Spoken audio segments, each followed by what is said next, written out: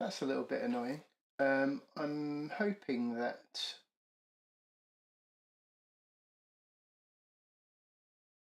we are back on the stream.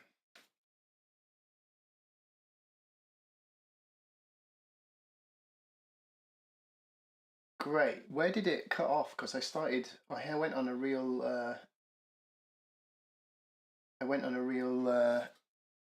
origin story chat there, and I am not sure if you got any of it. So, yeah, what happened? Did it just die?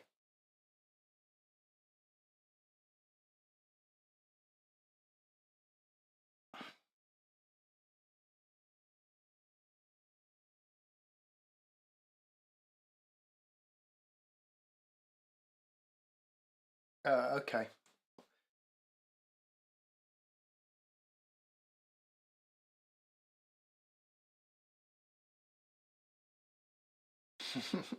Classic. I managed to explain in great detail why I love field recordings very eloquently, so I'll try and do that again. Um, yeah, so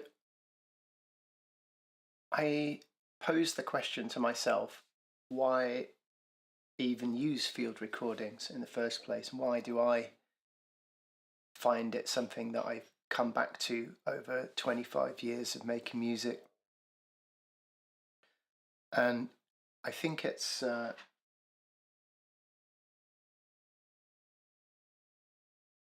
something to do with the fact that the technology to do that for me was not available when I first started. And computers just couldn't record and uh, manipulate audio really very well, especially not the computer that I had in 1995. So when that became available, I guess when I got maybe maybe the computers like nearly just before the year 2000, I could plug a line in and record and maybe speed things up and slow it down. Just became something absolutely fascinating for me. And around the same time, I was making lots of music and being exposed to lots of music. And I remember I was on a tube with Mike Paradinas, who is the guy that runs Planet Mu Records, where I released my first 3 records. And he had this mini disc from Richard D. James, and he said, "Oh, listen to this." And I put it on, and it was music that I just couldn't believe had been made. It felt totally timeless and absolutely incredible. Recording then manipulated and turned into musical source material.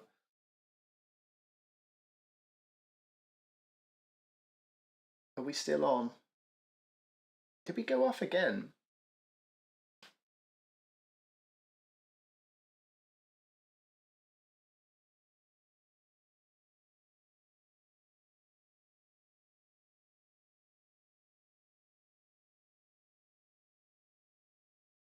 Well, I'm just going to carry on and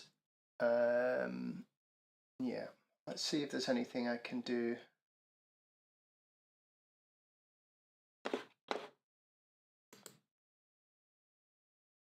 Yeah, really sorry for the technical problems. I don't know. I've made the best effort I can to make it robust.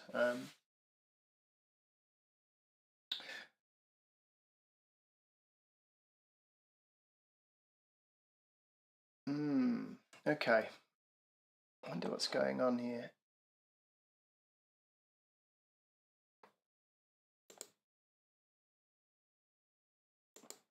Might try and change my internet connection, but I think it might cause a problem. I'm going to try it.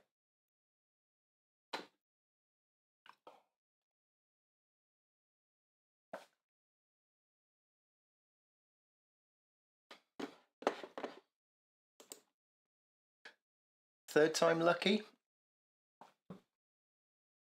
Hopefully this is going to be better. So I was telling you about why I got into field recordings, and it kind of, it's like it happened in a very formative part of my development as a music person, I guess. And those music concrete things just absolutely blew my mind. And it's just like, some of it was very simple, just like recordings of, just like there's a piece with a recording of a steam train, and it's juxtaposed with like brass, and it's totally amazing. Yeah, it's just, I'm hoping that we're unfrozen now.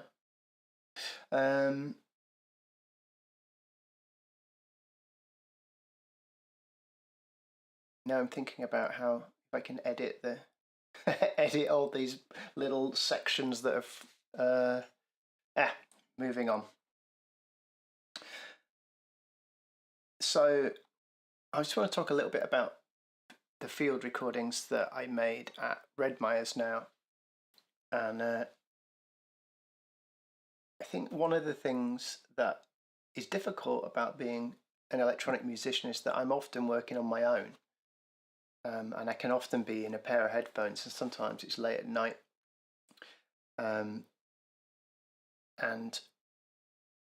I miss a few things. I miss other people to bounce my ideas off sometimes and to improvise with. And I sort of miss that connection with the outside world, because it's very insulating being in a pair of headphones with it Ableton Live in front of you.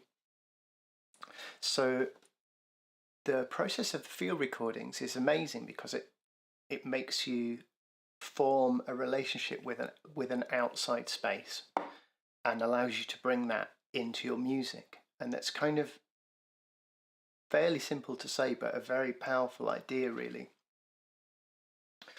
I think the best way of feeling creative and feeling excited about making music is to be outside and to not be in front of the computer.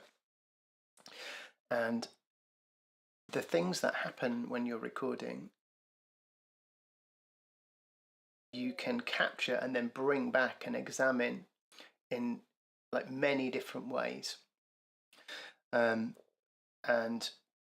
I quite often use quite long sections of field recordings, and I'll lay them out.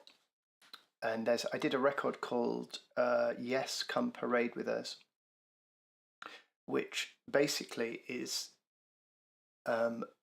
all field recordings taken from a walk along the Norfolk coast path.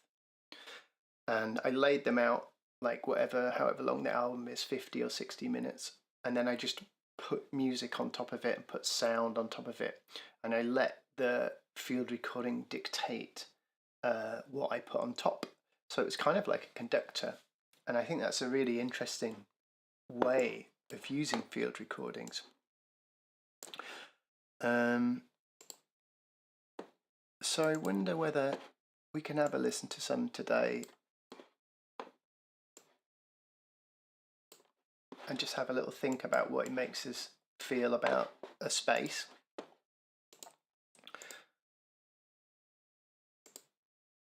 What should we have a listen to?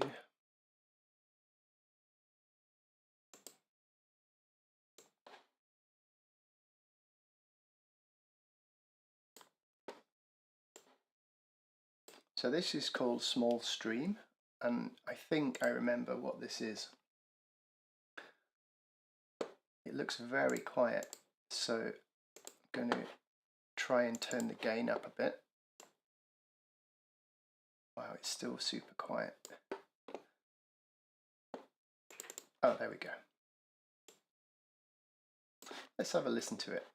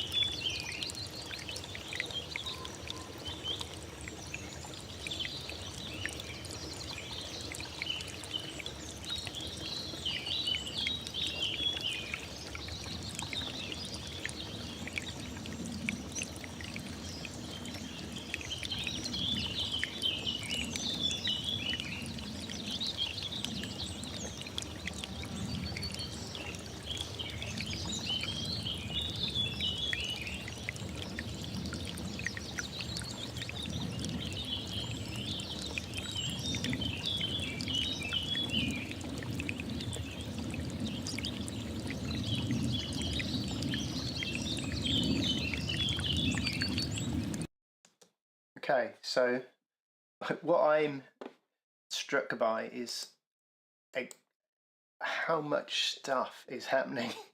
There is a stream in there, but there's also um, like some traffic noise. There's a bee flies by.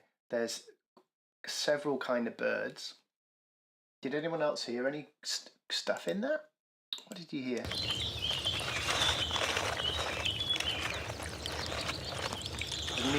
There's me rustling around, trying to get ready to record, I guess. Yeah, a plane.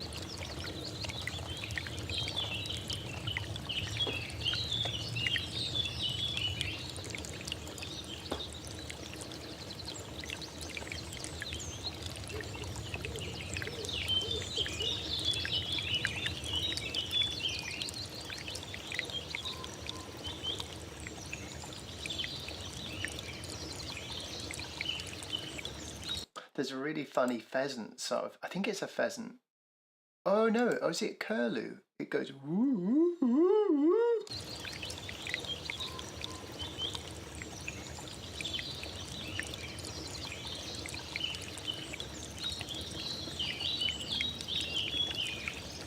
Where's it gone? Oh, here we are.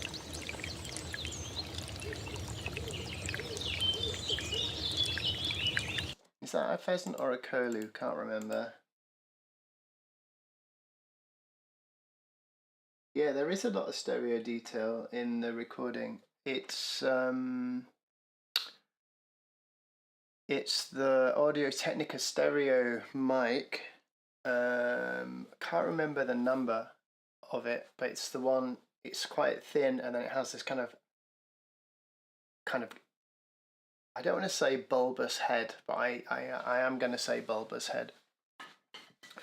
And it's quite nice, and it's kind of a set angle. It's reasonably good, I think. And it's inside. In fact, maybe I'll show you. Yeah, I think there is a pheasant in there as well, and a curlew, maybe. There is a pigeon. Should we have a look at the microphone? Let's see if I can find the mic.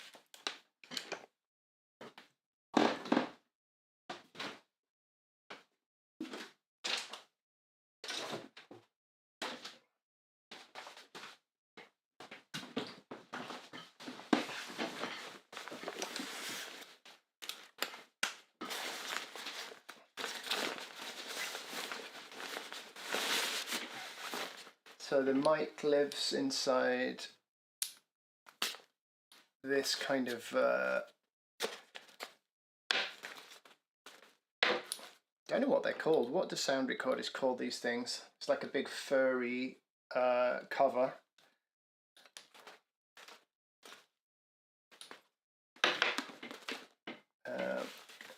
Take it off.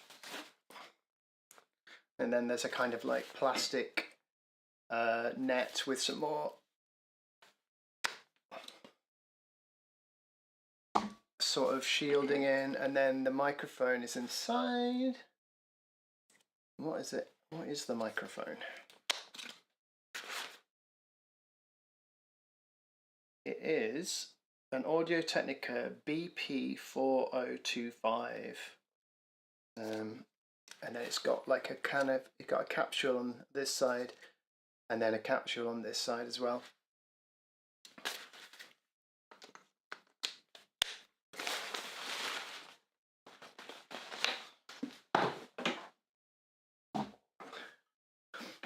I didn't have that when I recorded Yes Come Parade with Us, and I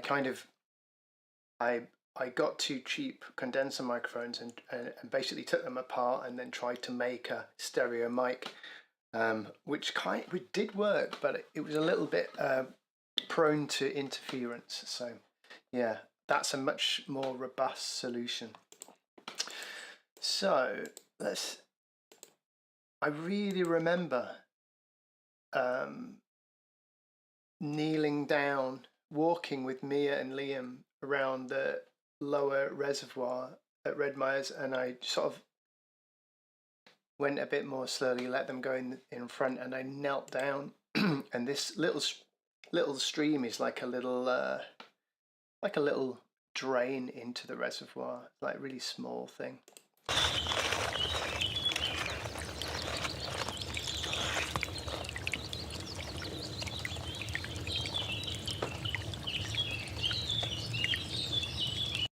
think it might be interesting to have a listen to the sound, but maybe listen to some sections of the sound, like the low frequency.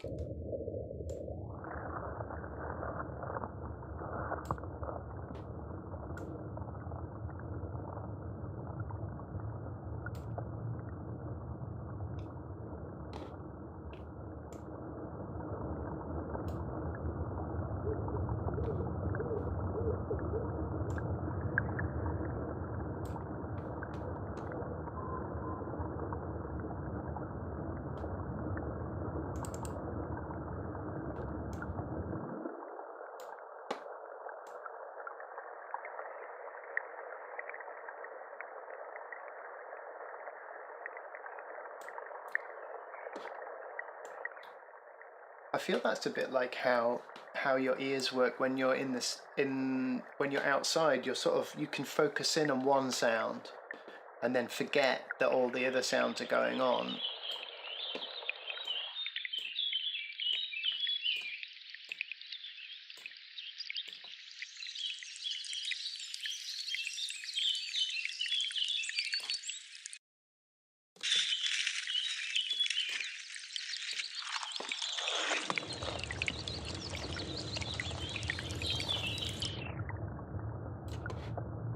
Maybe we'll have a listen to it slowed down as well. Don't know about you, but as I get older, I lose the high frequencies, and I've got some hearing damage from an operation when I was smaller, which has taken a lot of high frequency from one ear.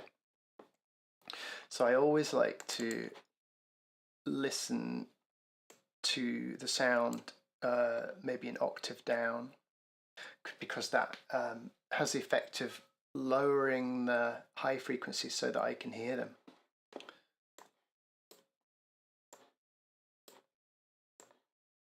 So I'm just going to stretch this. I'm going to try to. I'm going to roughly stretch it to half. So basically that will be an octave down-ish.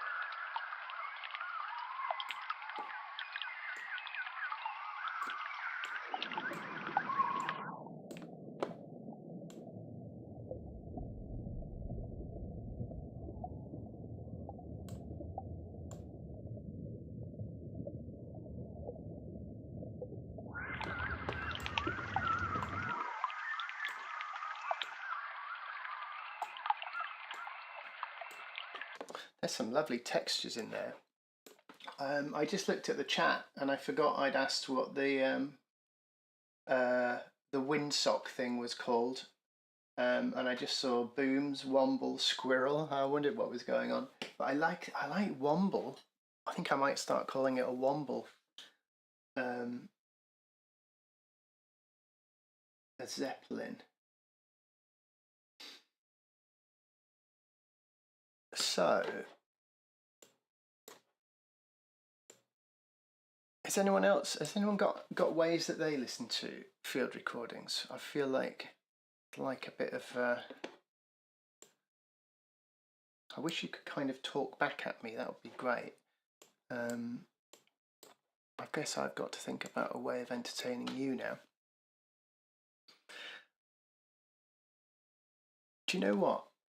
I was thinking about what to do today, and then I thought it'd be really funny to try and put auto-tune on a bird.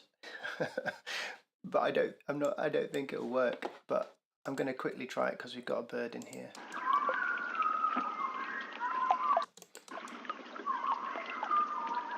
I think it's a bit too polyphonic, but I'm going to quickly try it because it might be funny or it might be interesting.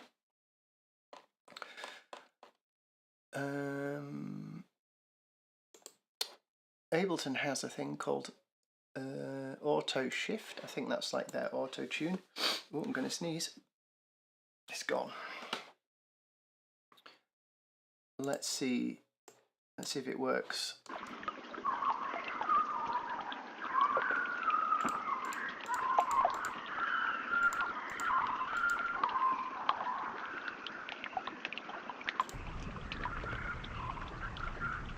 Yeah, not into that, didn't really work.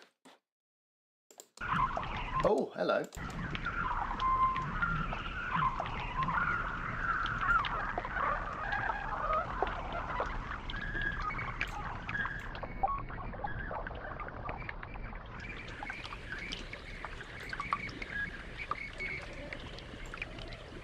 Well, I actually really love that.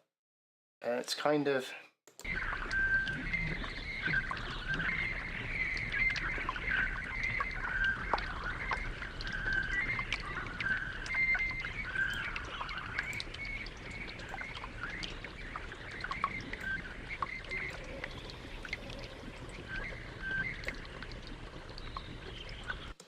Okay, I'm actually gonna make a little bounce of that.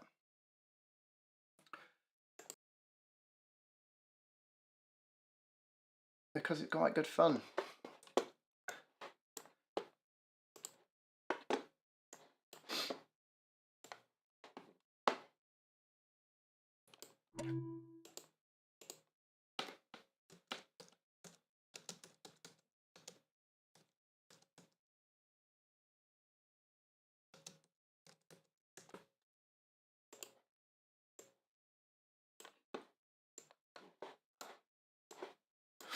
Right.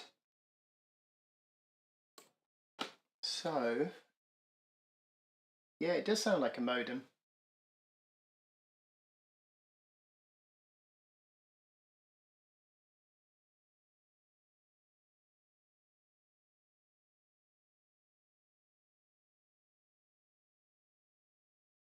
Interesting.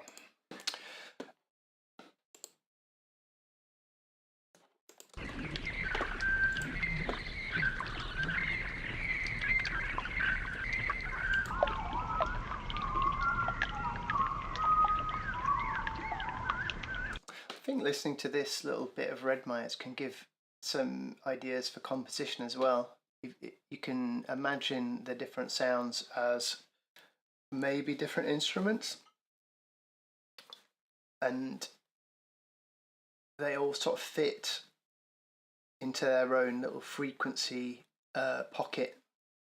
So you've got all the animals fitting in their various like pockets. You've got the high frequency birds tweeting at the top, and you've got this curlew kind of winding up, and then the pigeon kind of low and powerful sounding, and then the water occupies lots of different frequencies, but it sounds really different at those different frequencies. And then you got the plane and low traffic noise, and it kind of gives me a feeling for how a thing could be composed. And even if I didn't use any of the sounds, it might have a kind of compositional effect, or it might inspire a composition.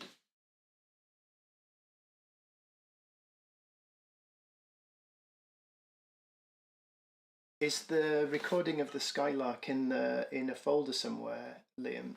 Because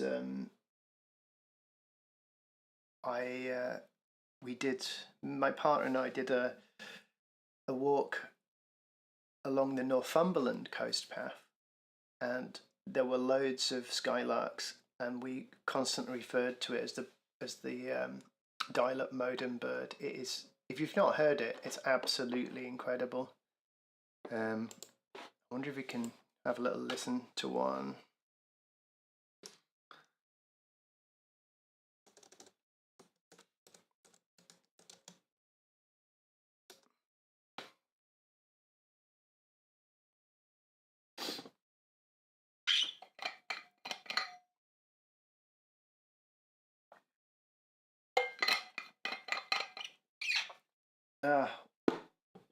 Yeah, we dropped out again.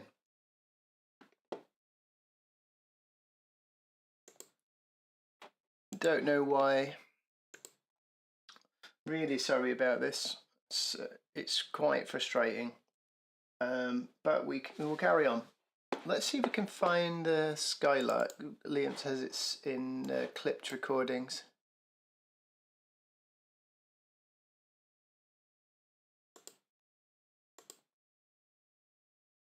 Oh, it would be Liam's then. Yeah, here it is.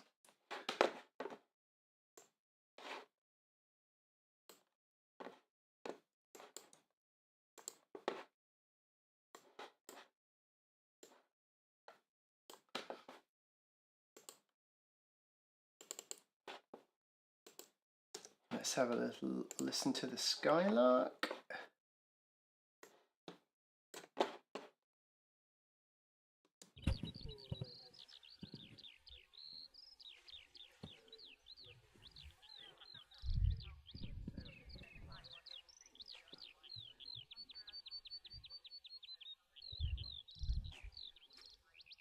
Wow, it sounds amazing. Okay, so I'm noticing something about this field recording. The Skylark is in this section, which is very quiet. And then these sections here are quite loud, and they contain very low frequency sound. So we can get rid of those without affecting the Skylark sound. We'll see them as it plays through at the low, like they'll show up in the spectrum analyzer on this EQ plugin. You see it there? Really big. It takes up a lot of space, so we get rid of those.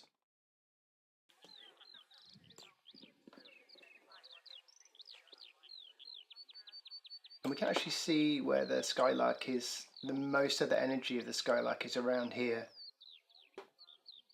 which is pretty high.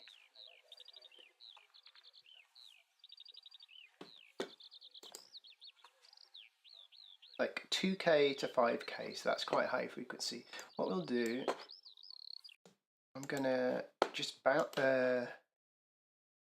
track in place, which will get rid of the bass.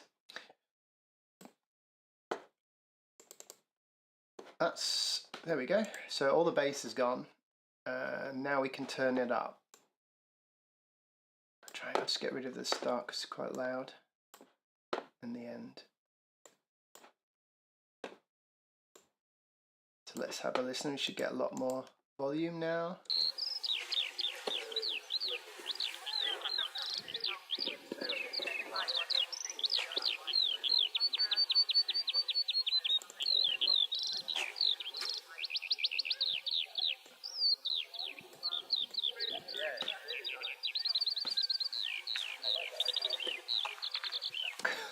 That's amazing.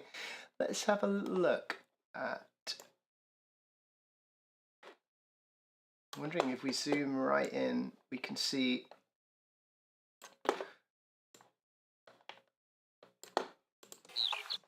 wow, listen to that. That's so beautiful.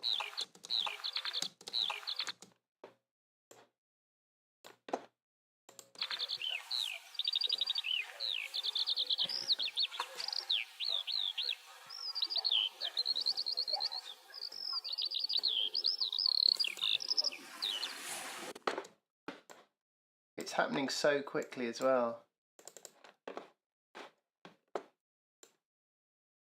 Wonder what this sounds like slowed down. Oh, did you hear that?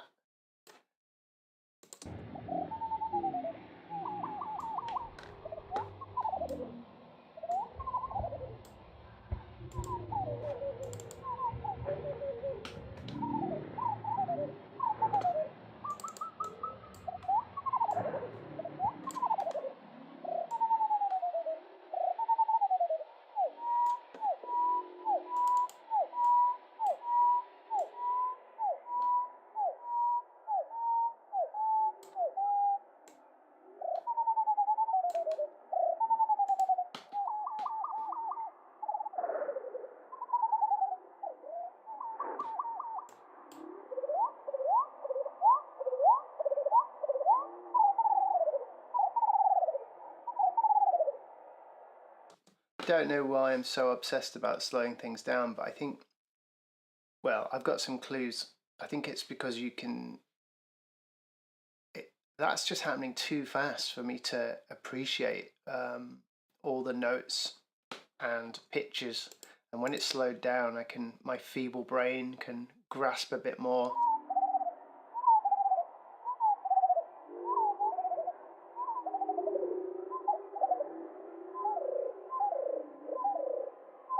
Absolutely amazing. Did you record that when we went out, Liam, together?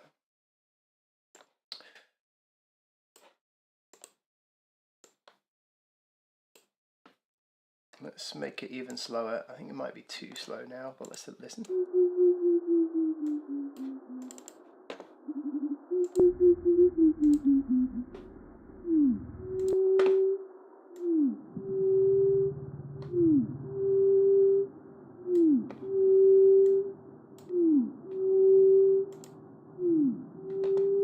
Something like that. You could write a synth part that mirrors that. Might be quite nice.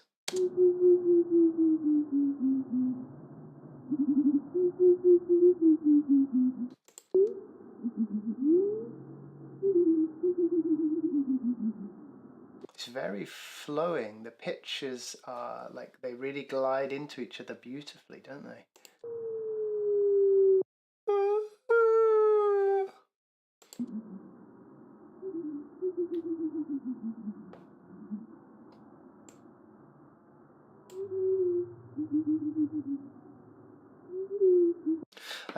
When I was younger, when I was about maybe,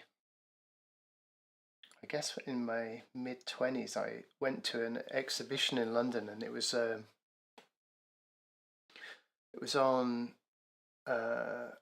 it's like in a small gallery, and it was just what I thought was a recording of birdsong. It's kind of quite nice, but not very remarkable. And then I found out that it wasn't a recording of birdsong; it was a recording of an artist who I've forgotten. I don't know her name, but she had slowed down birdsong like this, and then whistled it, and then sped it back up again. So, yeah, quite interesting. So you can kind of transcribe it, I guess.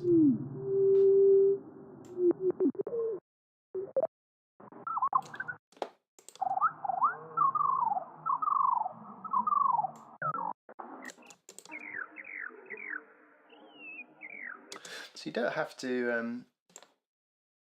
to change the pitch along with the speed. Repitch mode is gonna act like a tape recorder, and it kind of has the behavior that I want. So basically, as it gets longer, it gets lower in pitch. But you could set a clip to complex, which means that you can slow it down without changing the pitch. I don't know how you go back. Is there a way of going back to the original speed? Not sure.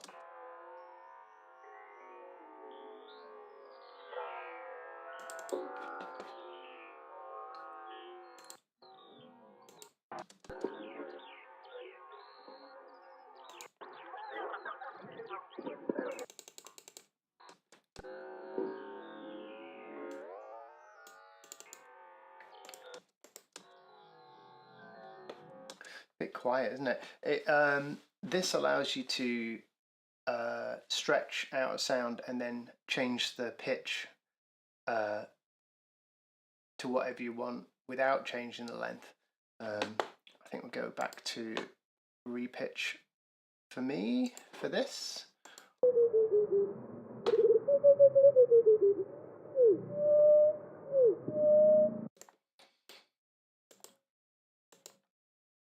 I think let's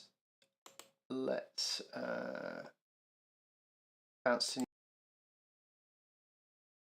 So I'm just going to bounce that to a new track, and then we will just save it.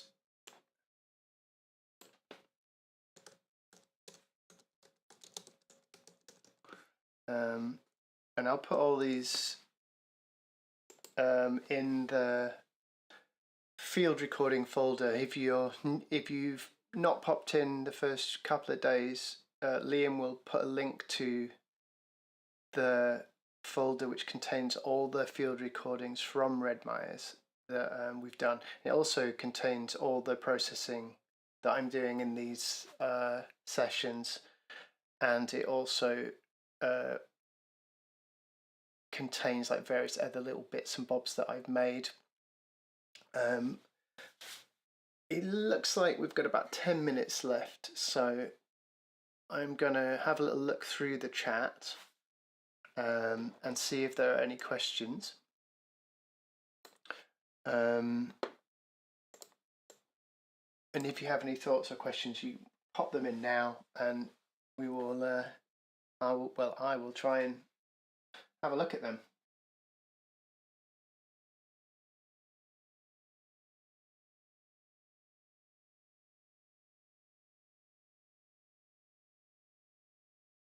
Yeah, the Pro Q's a good EQ, isn't it? It's I feel like it's like the fastest way for me to do that sort of EQing, and comparing all the it allows you to put the EQ on different tracks and see which frequencies are occupying the same area, and which is called frequency masking. Lets you sort that stuff out quite quickly.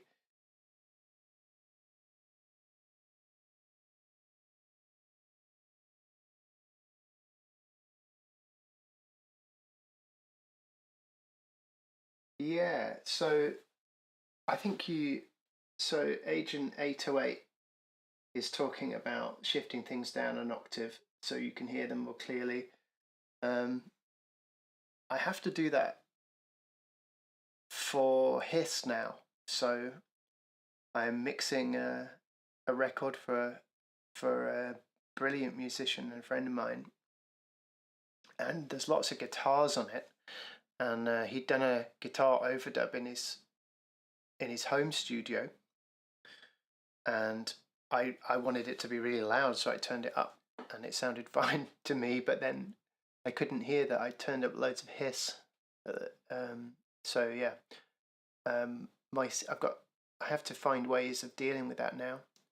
One of which is my partner, who's got excellent hearing, and she shouts hiss off if it's too hissy, and also I slow the whole thing down to see if it's hissy.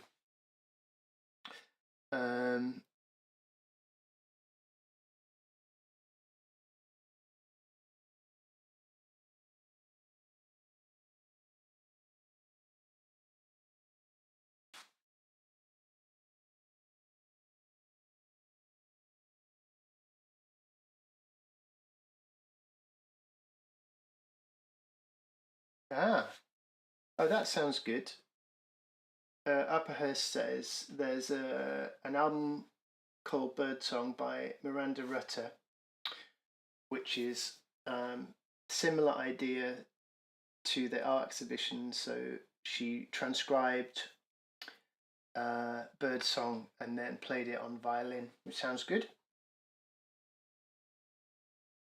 Liam has put a link to the field recordings folder.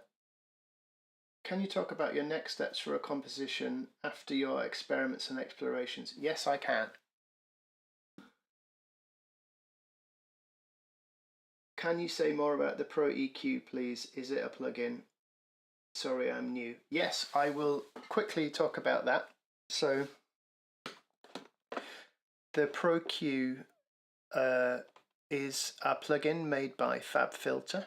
So to find it in Ableton, I click on plugins and I go to FabFilter, and I've got quite a few of their plugins. They're really good, beautifully designed, fast, easy to use. And then the one that I use at the moment is Pro Q4, and then I pop that, just drag that onto the track, and then you get this interface. And yeah, when you play, you see the whole spectrum of the sound, and you can make these kind of gestural changes to the sound. Can't hear that. What have I done? I've soloed another track. Classic. So yeah, it's I guess, I mean, if you're just getting into electronic production, I wouldn't say you need it, because you can use the thing that comes with Live. It's really absolutely totally great as well. So that's in audio effects, and then it's called EQ 8, and then so basically the same idea.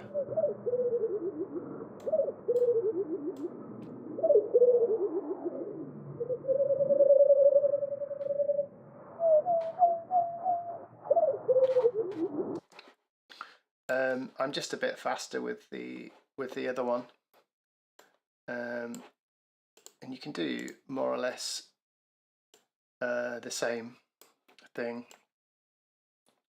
with it.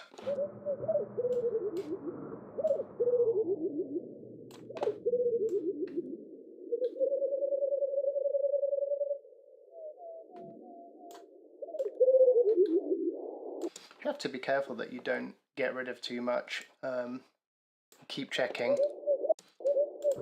That's without the EQ. That's with it. So I'm just like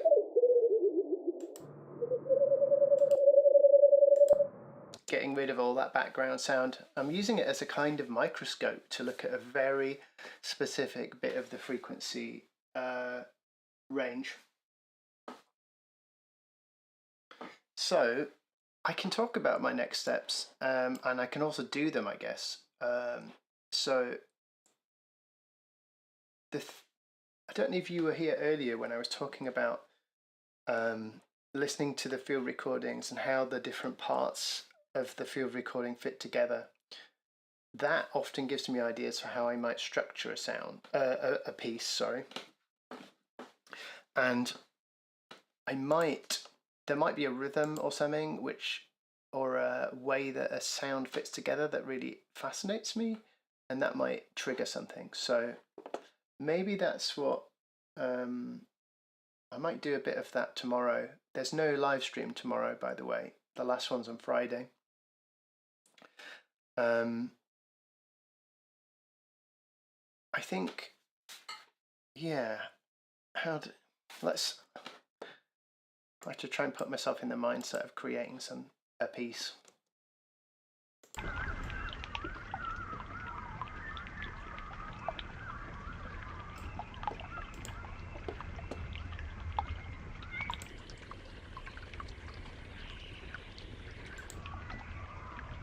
I think what I would do if I were to create something out of a small stream, I like the idea that you start with a tiny bit of the audio frequency spectrum. So maybe like I noticed that the water sounded kind of cool, just the low bit here.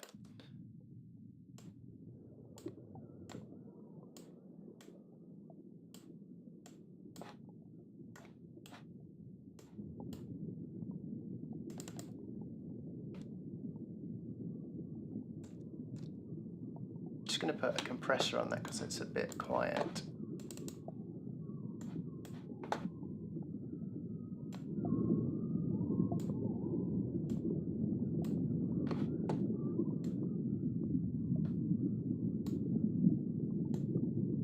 So it said it, I think. So start at the start. If I press record, it should remember any changes I do to the plugin.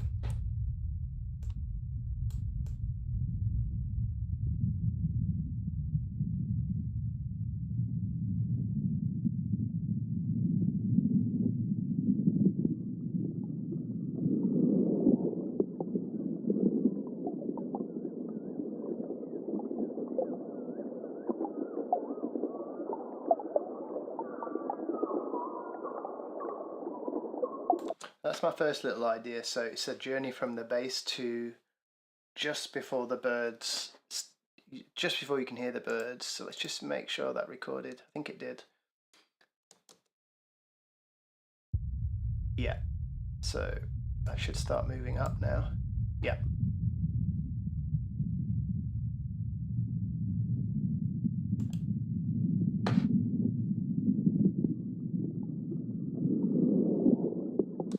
So what I like about that is the bass goes away as it moves up and it leaves space, I'm thinking, for maybe like a synthesizer or something. So that tends to be how I work. I'll make these little sections and I'll just go from what inspires me, and I think I might pick up there on Friday. I might start actually making a little bass part to come in as this fades up.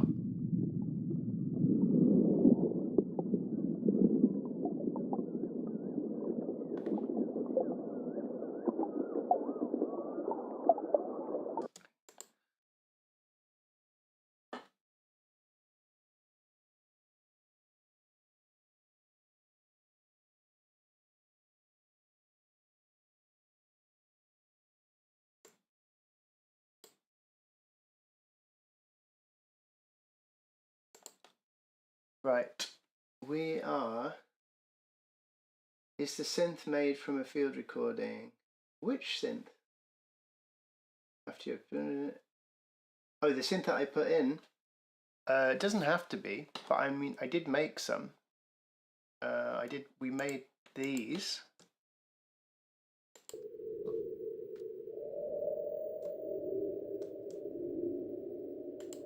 I wonder what it sounds like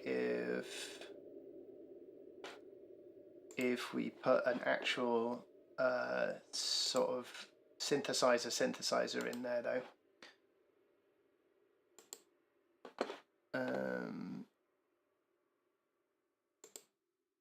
We'll just put like this enabled someone called Drift. Let's see. So that's the field recording, and then I want to be low.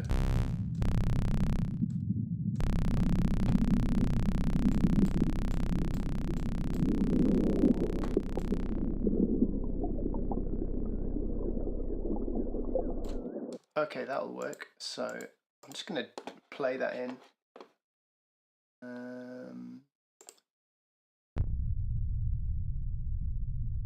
So I'm playing a low note. The frequency of the filters is kind of, the cutoff is really low. I'm going to open it.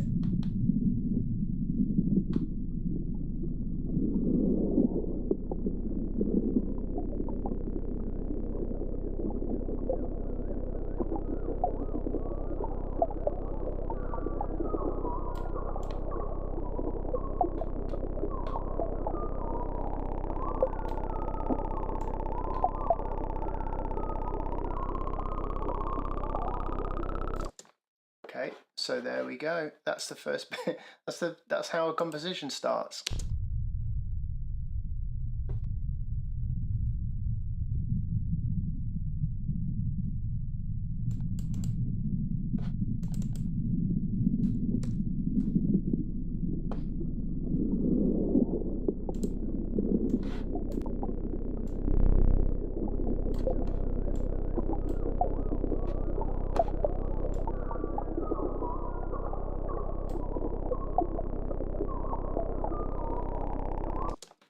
Friday. I'm going to have a little think about where it could go next tomorrow.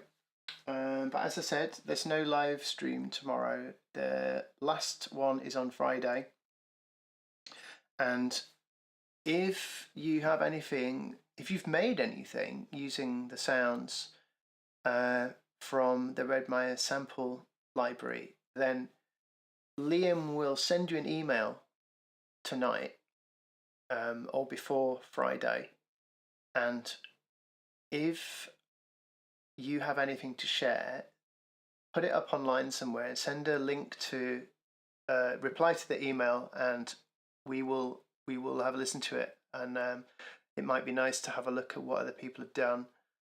So there's no pressure, but if you have done something or you want to do something and get some feedback, then by all means reply to Liam's email.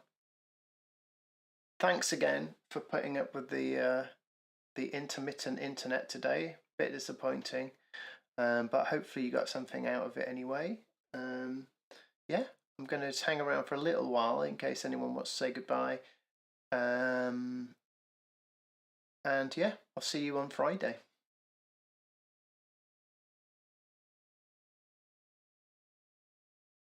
Yeah, so Liam's saying, is it possible to release the Is it possible to release the synth? I will look in how to do that. I'm actually not sure technically how you share that with someone, but I'm totally happy to share it. I just need to work out how to do that.